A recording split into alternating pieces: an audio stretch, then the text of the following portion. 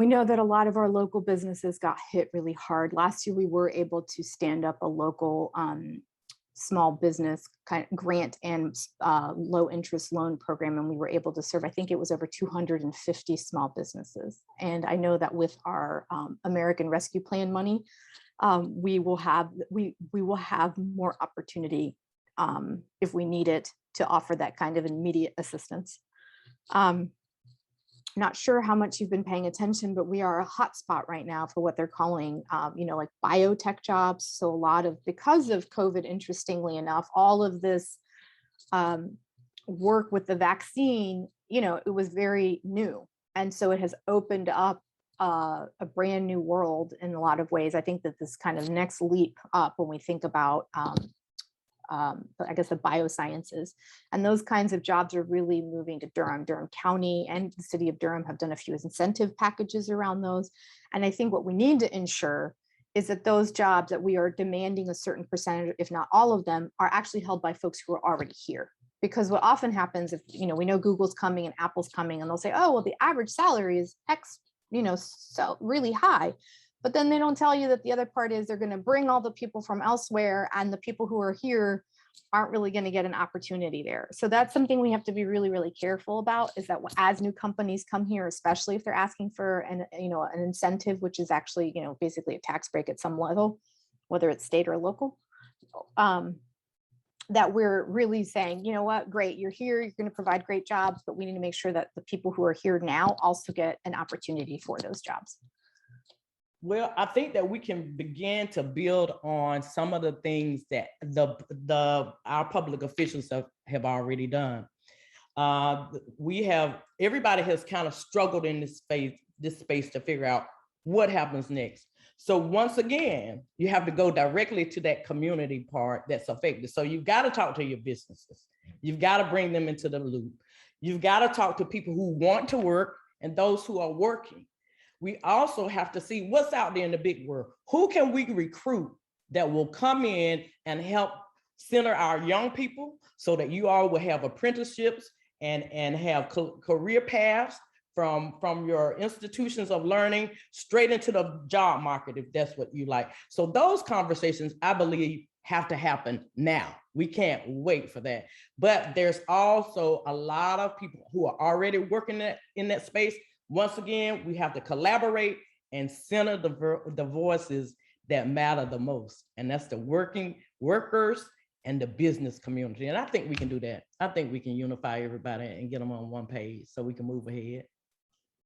Well, my areas of expertise are in global public health and policy. I also have a passion in clinical research, in addition to art and digital production. And why I mentioned that the different diverse areas of focus for me is because I know that that's what Durham will need. We will need someone with a diverse background in order to help to move us forward with our economic recovery. I'm all about innovation. And with the excitement that is being built around companies like Google and Apple coming here, the goal is to focus more on social and corporate responsibility for communities that are being moved into. So there are opportunities to create cohorts for, if you're hiring 1,000 people, 250 of these folks can be, folks that have had vulnerable backgrounds, or elders that are looking to re-engage the system, the workforce, I'm sorry. So we have opportunities here to engage not just our youth, but our elders in revitalizing our economy, circulating our dollars, fortifying our businesses with the help of the companies that are moving here to bring opportunity. What I do know is in Durham's history, not everybody that moved here or made a way for Durham was actually from Durham. They came from surrounding areas, and they saw this as a place of sacred soil where you could build and grow. And what we're noticing now is, unfortunately, because of the pandemic, a lot of the businesses which were sole proprietorships, which had one or two folks that they hired, have had to close their doors because they could not afford to pay their workers. What we want to do is revitalize our economy. We want to focus in on our comprehensive plan to circulate resources for our businesses, our landlords that are facing hardships in housing folks, and our youth in entrepreneurship. You know, this is something that has been in my background as a part of poverty reduction, focusing on technology and the opportunity to create a business for yourself. And that's one of the places that Durham has done that for artists, for our restaurateurs, for our tech folks. We still have some really wonderful tech folks here making strides towards app development or application developments that would help in healthcare, that would help in our restaurants, that would help our youth and our students to study. And that would be one of my main focuses, is to innovate and work to create opportunities for a vast, you know, for a large group of folks, you know. Time. Great, thank you. Awesome. Thank you so much. Yeah, I think that's like an issue on everybody's mind right now. Like, what's going to happen post-COVID? How are we going to kind of recover from everything, not just economics? We have to. All right. Now we have, what will you do to further racial equity in Durham? Oh, again, it's tapping into our history. We have a great legacy, Durham. Our history here has provided so many opportunities for so many different people.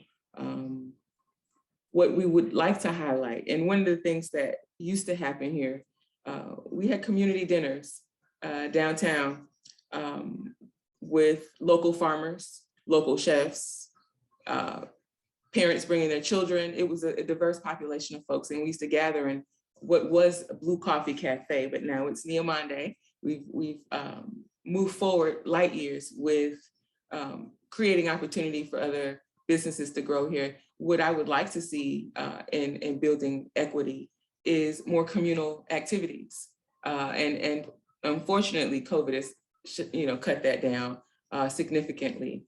But we would have to develop what I think is a hybrid model for us to relate.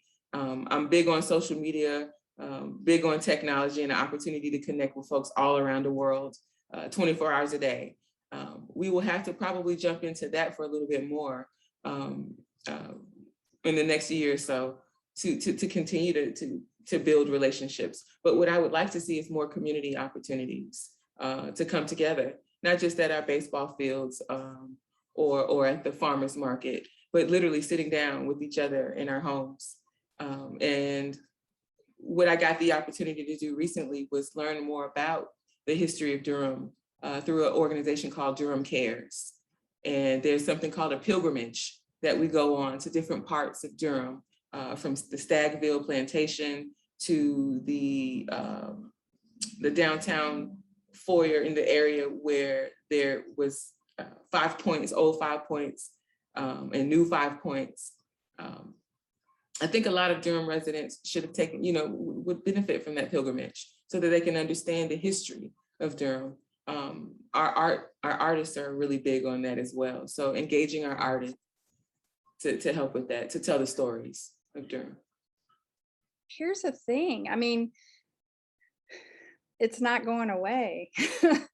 That question, I was really like, post-COVID, is it? No, we are in it. It's still happening. Yes, there have been some restrictions lifted, but yes, we're also mandated by the state.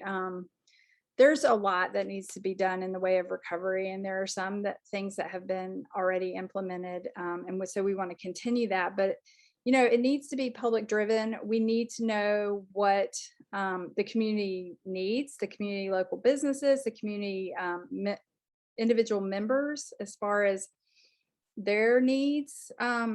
Because the thing about COVID that's just so crazy is that it's affected everyone so differently, right? And so some people's needs will be public health.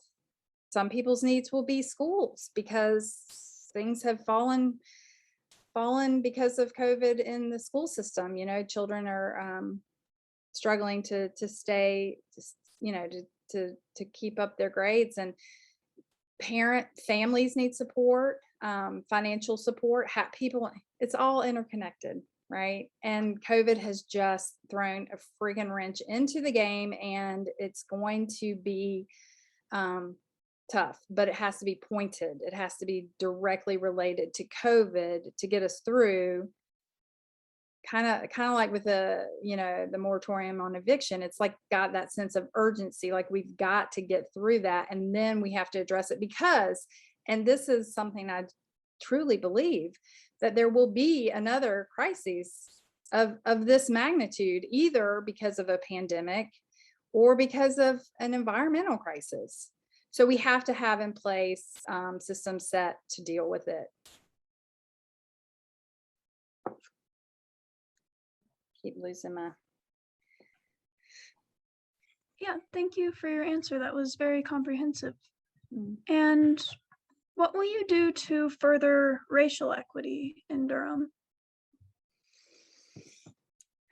So, there was a task force formed to address racial equity in Durham, and they worked for a couple of years, and actually Elaine O'Neill, the chair of that committee, is running for mayor.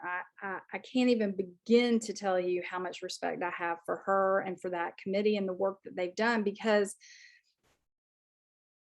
this is a serious issue that Durham has got to address and is addressing. But is it addressing the personal needs of every individual affected? That is the question, and I don't know the answer. But I do know that going forward, every single policy has to kind of go through a checklist, or like my mom always said, like a lens, you got to put a film over, you got to see it through that particular lens. And this is one of those that has to be filtered. Everything that we do has to have this into consideration. And the other thing that I really think is important is that we teach the truth, that we, when we were rewriting this narrative that we're working toward, that we are sharing our truth, not only the history of Durham, and how there's a large population in Durham that are direct descendants from Stagville. Have you ever even been to Stagville? Do you know of its existence? Let's tell these stories, and let's be honest. And then let's, let's do what we need to do, and the right thing that needs to happen. I know it's a very generalized response to your question,